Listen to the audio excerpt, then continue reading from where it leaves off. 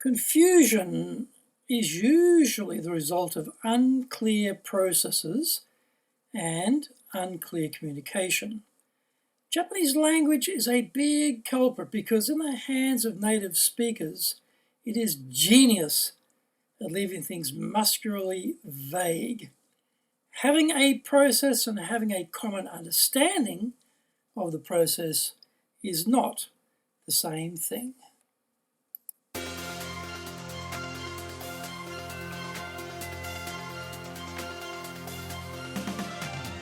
Konnichiwa and welcome to the Leadership Japan series, and I'm your host in Tokyo, Dr. Greg Story, president of Dale Carnegie Training Japan. And much more importantly, you are a student of leadership highly motivated to be the best in your business field. Today's show is brought to you by the High Impact Presentations course. 2 days, 2 instructors, all the key structures you will ever need, individual coaching and video review by experts. This is the Rolls-Royce of presentation training. If you have a performance or people challenge in Japan, then maybe we can help you. Contact me at greg.story, that's greg.story, S-T-O-R-Y, at dalecarnegie.com. How would you like your own access to 104 years of the accumulated wisdom of Dale Carnegie Training? Get our free report, Stop Wasting Money on Training, how to get the best results from your training budget. Plus, our free white papers, guidebooks, reports, training videos, blogs, newsletters, course information, plus much more at japan.dalecarnegie.com. Before we get going, today's handy Japanese phrase is Ohayo gozaimasu, or good morning. Ohayo gozaimasu. Break that into 2 words. It can be shortened just to Ohayo in a more informal setting, or Ohayo gozaimasu, good morning. This is episode number 151, and today we are discussing Drucker on leadership. Peter Drucker has this great quote: "Only 3 things happen naturally in organizations: friction, confusion, and underperformance. Everything else requires leadership." In this modern day and age, why do we still encounter these 3 horsemen of the apocalypse of organizational dysfunction? Each signals its own raft of challenges, magnified even further when operating in Japan. Friction is a tricky one in Japan for foreign bosses because so often it is subterranean. Power struggles, factions, proxies, turf, ego, all come into play here, but not so overtly. Influence is achieved through access to key people more often than over the bodies of enemies. Apart from bosses disciplining subordinates, screaming abuse at colleagues isn't acceptable in Japan. The problem here is getting the issues out on the table for resolution more than anything else. The age-old remedy of out-of-office discussions is usually where the boss finds out what is really going on, as opposed to what was thought to be happening. It is highly unlikely staff will seek the gaijin boss out and download the skullduggery going on, so you have to unearth it for yourself. Presuming you're able to achieve such a worthy goal, that is only half the battle. Now, what do you do about it? The typical stance of getting 2 people in a room and telling them to sort it out may work in the West, but it won't work here. I'm not even sure this actually works anywhere, but that doesn't stop supposedly intelligent and experienced people from trying it though.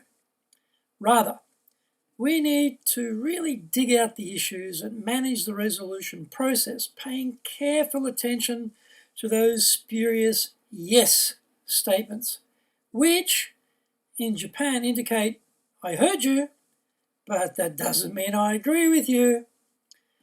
This ensures that the follow-up is critically important to make sure that the solution is actually executed and everyone is doing what they said they would do.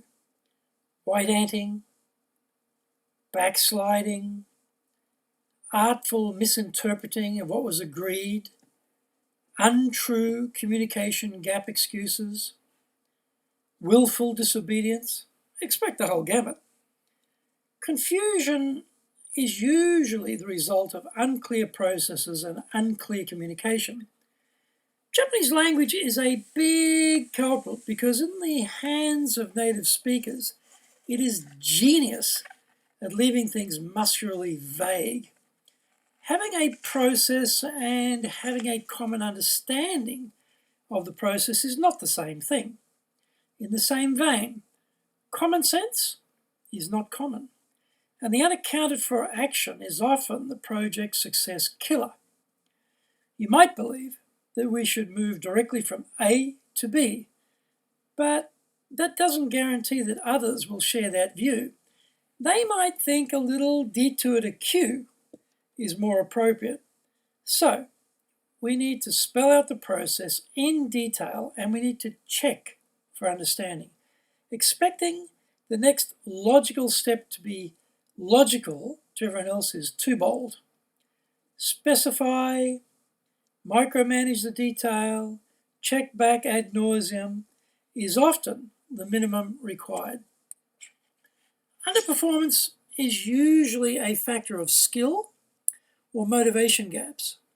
Skill gaps can generally be closed through providing quality training, mentoring, and coaching. Motivation, though, is a lot harder subject. This is often a systemic problem, starting at the top. The senior leaders determine the culture of the organization.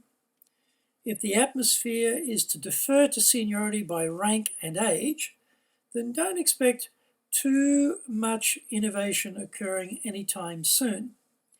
If middle management only understand the two tools of what and how, and don't have why in their explanation toolbox, expect employee passive compliance.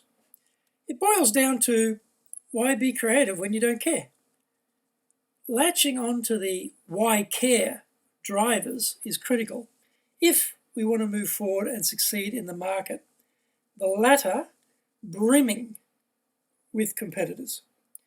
3 things drive engagement. Firstly, the relationship with the immediate supervisor. So trust and communication are paramount.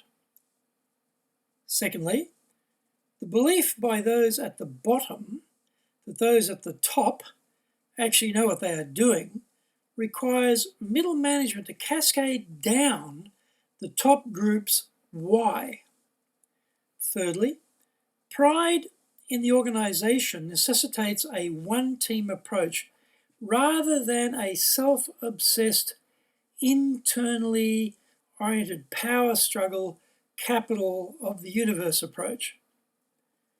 This is why we talk about leadership at all levels. We need the alignment and agreement on what it is we need to do, how we need to do it, and what success looks like. As Drucker points out, leaders need to lead, but often in Japan, they just rotate through positions in large organizations, never taking any significant decisions, avoiding as many initiatives as possible, and keeping their heads down, anticipating a cushy retirement. This is why we love working in Japan. Never a dull moment here. Some action steps from today. 1. Carefully investigate the causes behind issues between staff. 2. Get agreement to correct the problem and then keep checking that what was agreed gets done. 3. Communicate more often and more regularly the same key messages. Don't imagine people get it with just one pass by. 4. Keep hammering away at the why.